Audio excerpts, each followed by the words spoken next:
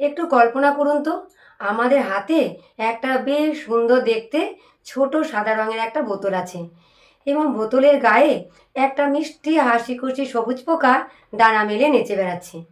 আর ঠিক তার পেছনেই, মানে পোকাটার পেছনেই একটা উজ্জ্বল হলুদ রঙের সূর্য উঁকি দিচ্ছে। মানে প্রথম দেখায় যে কোনো কারো মনে হতে পারে এটা হয়তো কোনো মজার ক্যান্ডি বা ধরুন বাচ্চাদের চকলেটের বয়াম। আর এর স্বাদও নাকি একেবারে র্যাসবেরি এবং চেরির মতো। কিন্তু আমরা যদি বোতলটা একটু ঘুরিয়ে পেছনের দিকে ছোট ছোট অক্ষরে লেখা লেবেলটাকে পড়া শুরু করি, তাহলে পরিস্থিতি সম্পূর্ণ বদলে যাবে। এখানে লেখা আছে যে এর মধ্যে কি কি ইনগ্রিডিয়েন্ট আছে, কি পরিমাণ আয়রন আছে, কারা খেতে পারবে, কখন খেতে পারবে ইত্যাদি যাবতীয় তথ্য বিস্তারিতভাবে কিন্তু এই ছোট ছোট অক্ষরগুলোর মধ্যে দিয়েই লেখা আছে। এবং আজ আমরা এই সমস্ত বিষয়গুলো নিয়ে আলোচনা করব। আজ আমরা কথা বলছি নিউট্রিলাইট কিস চিউবেল আয়রন নিয়ে।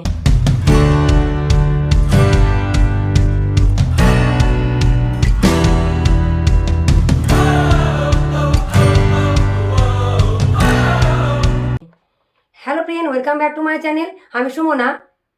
এই ধরনের প্রোডাক্টের প্যাকেজিংয়ের সামনের দিকটা মূলত তৈরি করা হয় মনস্তাত্ত্বিক দিক বিবেচনা করে, মানে যাতে বাচ্চারা ট্যাবলেটটা দেখলেই ভয় না পায়। কিন্তু পেছনের দিকটা একেবারে নিরেট বিজ্ঞান। সেখানে লুকিয়েছে সুরক্ষার কঠোর সব নিয়মকানুন। বাচ্চাদের কোনো দরকারি সাপ্লিমেন্ট খাওয়াটা যে কতটা বড় যুদ্ধ, সেটা তো আমাদের সবারই জানা আছে। তো তারা কিভাবে একটা আয়রন ট্যাবলেটকে ক্যান্ডির মতো সুস্বাদু করে তুললো, সেই কথায় যাওয়ার আগে আমার একটা খুব সাধারণ কিন্তু জরুরি প্রশ্ন আছে। মানে বাচ্চাদের আসলে এই বাড়তি আয়রন কেন দিচ্ছি? বড়দের কথা আলাদা, কিন্তু বাচ্চাদের ক্ষেত্রে আয়রনের এত প্রয়োজন কেন? এর উত্তরটা আসলে লুকিয়ে আছে বাচ্চাদের বেড়ে ওঠার গতির মধ্যে। এটি ভেবে দেখুন, একটা শিশুর মস্তিষ্ক, তার পেশি, তার হাড়, এগুলো তো খুব দ্রুত বাড়ে। এগুলো প্রতিদিন অবিশ্বাস্য দ্রুত গতিতে বড় হচ্ছে। তো শরীরের ভেতরের এই বিশাল কর্মযজ্ঞ বা ধরুন কনস্ট্রাকশন প্রজেক্টকে সচল রাখার জন্য প্রতিটি কোষে কোষে প্রচুর পরিমাণে অক্সিজেনের প্রয়োজন হয়। তার মানে আয়রন হলো সেই জিনিস যা মানে আমাদের অক্সিজেন বহন করে নিয়ে যায়। আমি যদি ভিজুয়ালাইজ করার চেষ্টা করি, ধরুন আমাদের শরীরটা যদি একটা বড় শহরের মতো হয়, তাহলে আয়রনের অণুগুলো হচ্ছে এক একটা ছোট ছোট ডেলিভারি ট্রাকের মতো, যারা সারা শরীরে ঘুরে ঘুরে প্রতিটি কোষে অক্সিজেন নামক ওই জরুরি পার্সেলটা পৌঁছে দিচ্ছে। মানে ট্রাক না থাকলে অক্সিজেন শুধু ফুসফুস নামক বন্দরেই পড়ে থাকবে, তাই না?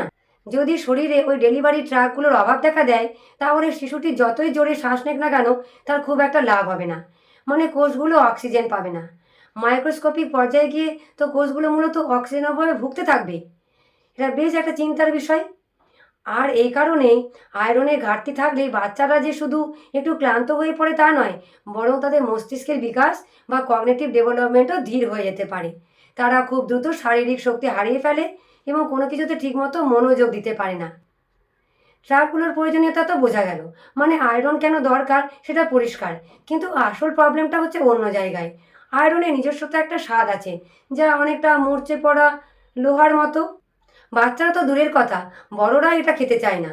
অথচ এই নিউট্রালাইটের লেভেলে খুব বড় করে দাবি করা হয়েছে যে এটার স্বাদ নাকি সম্পূর্ণ প্রাকৃতিক রাসবেরি এবং চেরির মতো। শুধু তাই নয়, এতে স্পষ্ট লেখা আছে শূন্য কৃত্রিম স্বাদ, শূন্য কৃত্রিম রং, আর শূন্য প্রিজারভেটিভ।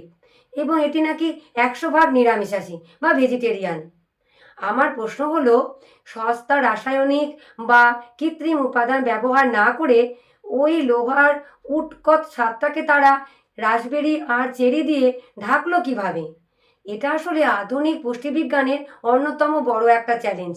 মানে সাধারণত কোম্পানিগুলো খুব সহজ পথ বেছে নেয়, মানে কৃত্রিম ফ্লেভার দিয়ে দেয়, প্রচুর পরিমাণে কৃত্রিম স্ট্রবেরি ফ্লেভার আর লাল রঙের ডাই বা কেমিক্যাল মিশিয়ে দেয়। কিন্তু আয়রনের ওই ধাতব বা মেটালের স্বাদটাকে পুরোপুরি ঢেকে দেওয়ার জন্য আসল ফল থেকে নির্দিষ্ট ফ্লেভার আলাদা করে আনাটা রীতিমতো কঠিন, অত্যন্ত জটিল এবং বেশ ব্যয়বহুল একটা প্রক্রিয়া। এই কারণে তারা লেবেলের বিষয়টাকে এত গর্বের সাথে তুলে ধরছে। কারণ কৃত্রিম উপাদান ছাড়া এই স্বাদ তৈরি করাটা সত্যি একটা দারুণ বৈজ্ঞানিক সাফল্য। এবার তাহলে দেখা যাক তারা আসলে কোন ধরনের আয়রন ব্যবহার করেছে। এখানে লেবেলে লেখা আছে এই আয়রনে মূলত ফেরাস ফিউমারেটের থেকে আসে এবং প্রতিটি 1 গ্রাম ট্যাবলেটে ঠিক 5.5 মিলিগ্রাম আয়রন থাকে। এখন আমার প্রশ্ন হলো, শুধু আয়রন না লিখে এই ফেরাস ফিউমারেট নামটা কেন? এতে কি খুব বড় কোনো পার্থক্য তৈরি হয়? অনেক বড় পার্থক্য তৈরি হয়। মানে আমাদের শরীর কিন্তু সরাসরি কোনো কাঁচা লোহার টুকরো বা সাধারণ আয়রন ভোজন করতে পারে না। পরিপাকতন্ত্রকে ফাঁকি দিয়ে রক্তে প্রবেশ করতে হলে আয়রনকে অন্য কোনো কিছুর সাথে যুক্ত হতে হয়। তো এই ফেরাস ফিউমারেট হলো এমন একটা নির্দিষ্ট রাসায়নিক যৌগ যেখানে আয়রনকে ফিউমারিক অ্যাসিডের সাথে যুক্ত করা হয়। এর ফলে আসল সুবিধাটা কী হলো? বাজারে অনেক সস্তা বিকল্প আছে, ধরুন ফেরাস সালফেট, কিন্তু সেগুলো বাচ্চাদের পাকস্থলীর জন্য বেশ ক্ষতিকারক হতে পারে। খেলে প্রচণ্ড বমি বমি ভাব হয়। অন্যদিকে এই যে ফেরাস ফিউমারেট উচ্চ বায়ো অ্যাবিলিটির জন্য পরিচিত। বায়ো অ্যাভেলেবিলিটি মানে হচ্ছে সহজে হজম হয়। এর মানে হলো শিশুদের অন্ত্র খুব সহজেই একে চিনতে পারবে, দ্রুত শোষণ করে নেয়, আর পেটের জন্য অনেক বেশি আরামদায়ক। কিন্তু এখানে একটা বিষয় নিয়ে থামতে হচ্ছে।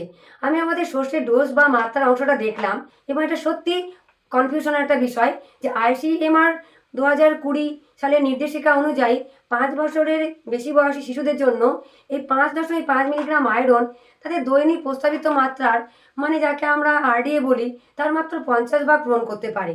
50%, মানে মাত্র অর্ধেক।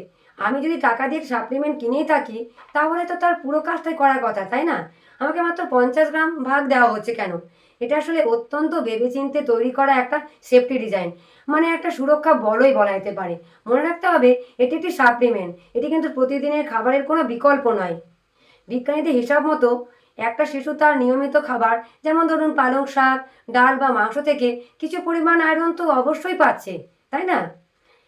তার মানে এই সাপ্লিমেন্টটা মূলত একটা সেফটি নেট বা ব্যাকআপ হিসেবে কাজ করছে। এটা সম্পূর্ণ দায়িত্ব নিজের কাঁধে কিন্তু নিচ্ছে না। যদি তারা একটা ট্যাবলেটের মধ্যে RD এর 100 ভাগ বা 150 ভাগ দিয়ে দিত, আর তার সঙ্গে শিশুটিও যদি সেদিন খুব পুষ্টিকর খাবার খেত, তাহলে খুব সহজেই ওই শিশুর শরীরে আয়রন টক্সিসিটি বা বিষক্রিয়া দেখা দিতে পারত। কিন্তু এই 50 গ্রাম ভাগ মাত্রাটা নিশ্চিত করছে যে আপনি শিশুর আয়রনের ঘাটতিটা পূরণ করছেন ঠিকই, কিন্তু ওভারডোজের কোনো ঝুঁকি থাকছে না। মানে এটা দারুণ একটা ব্যালেন্স তৈরি করছে। তবে যদি কোনো ডাক্তারের পরীক্ষায় তীব্র ঘাটতি ধরা পড়ে, তখন তিনি হয়তো দিনে 2 ট্যাবলেট খাওয়ার পরামর্শ দেবেন, যা 100 ভাগ পূরণ করবে। কিন্তু প্রতিদিনের সাধারণ ব্যবহারের জন্য এই 50 গ্রাম ভাগই যথেষ্ট পরিমাণ। আয়রনের বিষয়টা তো তাহলে বেশ পরিষ্কার হলো। কিন্তু সত্যি বলতে এই লেভেলের বাকি উপাদানগুলো তালিকাটা কিন্তু বেশ জটিল। মানে দেখলে মনে হবে যেন কোনো কেমিস্ট্রির ল্যাবে আমরা চলে এসেছি। যেমন ধরুন, এখানে লেখা আছে dextrose, cornstarch, hydrogenated vegetable oil, disintegrant নামে কিছু একটা, গ্লাইডেন্ট হিসাবে স্টেয়ারিক অ্যাসিড, আর অ্যান্টি স্টিকিং এজেন্ট হিসাবে ম্যাগনেসিয়াম স্টিয়ারেট। বাচ্চাদের একটা সাধারণ ভিটামিনের ভেতরে এই রাসায়নিক আর ইন্ডাস্ট্রিয়াল লুব্রিকেন্ট কেন খাওয়াচ্ছি? এই চমকে ওঠাটা কিন্তু আমাদের পক্ষে খুবই বাস্তব। নামগুলো কিন্তু সত্যিই জটিল, তাই না? কিন্তু এটা কেন ব্যবহার করা হচ্ছে তা বুঝতে হলে আমাদেরকে ভাবতে হবে কারখানায় প্রতিদিন লাখ লাখ চিবিয়ে খাওয়া ট্যাবলেট কীভাবে তৈরি হচ্ছে। এর পিছনে ইঞ্জিনিয়ারিংটা বেশ জটিল। মানে জিনিসটা আসলে কাজ করে কিভাবে? কারণ হাইড্রোজেনেটেড ভেজিটেবল অয়েল শুনলেই তো মনের ভিতরে একটা বিপদের ঘন্টা বেজে ওঠে। ধরুন আপনি কারখানায় বিশাল বিশাল স্টিলের মেশিন দিয়ে প্রচণ্ড চাপে পাউডার থেকে ট্যাবলেট বানাচ্ছেন। আপনি যদি মেশিনের ভেতরে শুধুই আয়রন পাউডার আর ফ্লেভার দিয়ে চাপ দেন, তাহলে সেই পাউডার জমে পাথরের মতো শক্ত হয়ে যাবে এবং স্টিলের মেশিনের সাথে একেবারে আঠার মতো লেগে যাবে। তার মানে কেক বানানোর সময় আমরা পাত্রের গায়ে যেমন মাখন বা তেল মাখিয়ে রাখি, বিষয়টা অনেকটা সেরকম, তাই না? স্টিয়ারিক অ্যাসিড আর ম্যাগনেসিয়াম স্টিয়ারিক হলো সেই গ্লাইডেট বা অ্যান্টি স্টিকিং এজেন্ট। এগুলো অত্যন্ত ক্ষুদ্র পরিমাণে মেশানো হয় যাতে পাউডারগুলো কারখানা পাইপের ভেতর দিয়ে মসৃণভাবে প্রবাহিত হতে পারে আর ছাঁচ থেকে খুব সুন্দরভাবে বেরিয়ে আসতে পারে, মেশিনের গায়ে আটকে যায় না।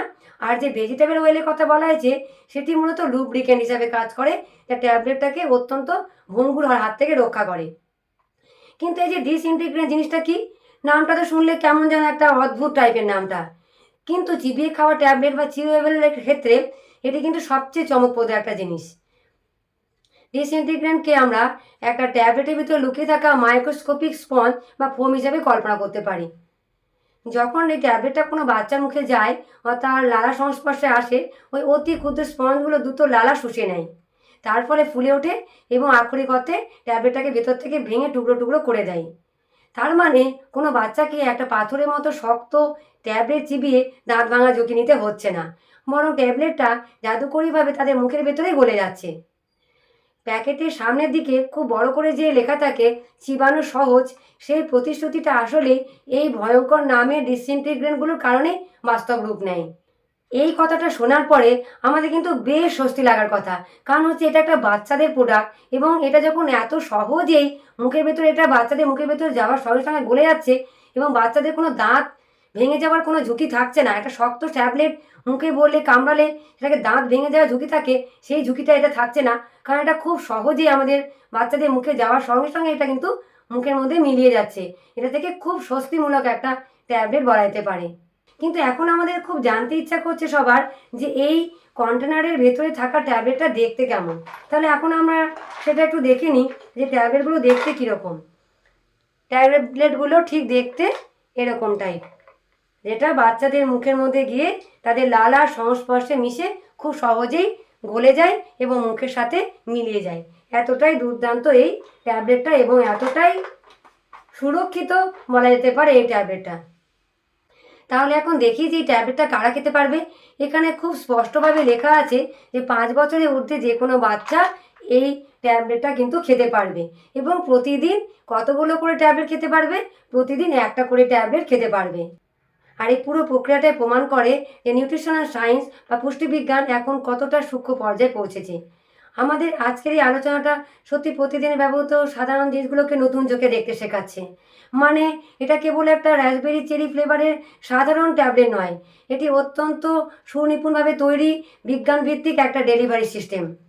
প্রতিটি 1 গ্রাম ট্যাবলেটে 5.5 মিলিগ্রাম সহজে শোষণযোগ্য ফেরাস ফিমারেট মেশানো হয়েছে। সেই সাথে মেশানো হয়েছে ডিসইনটিগ্রেন্ট, যাতে সেটা সহজেই গলে যায়। আর ওভারডোজ ঠেকাতে আরডি এর মাত্রা ঠিক 50 ভাগে আটকে রাখা হয়েছে। এই বিষয়গুলো আমাদের মনে করিয়ে দেয় যে বিজ্ঞান একদিকে যেমন কঠিন উপাদানগুলোকে সুস্বাদু আর সহজে গ্রহণযোগ্য করে তুলছে, অন্যদিকে ঠিক ততটাই দাবি করছে আমাদের সচেতনতা। দৈনন্দিন জীবনে স্বাস্থ্য সম্পর্কিত বিভিন্ন সিদ্ধান্ত নেওয়ার আগে আমরা কি কেবল সামনের দিকের ওই সুন্দর কাল্পনিক ছবি আর বড় বড় প্রতিশ্রুতি দেখেই প্রভাবিত হচ্ছি, নাকি পেছনের দিকে জটিল, একটু নিরস হলেও অত্যাবশ্যকীয় রসায়ন আর বাস্তব তথ্যের উপর নির্ভর করছি?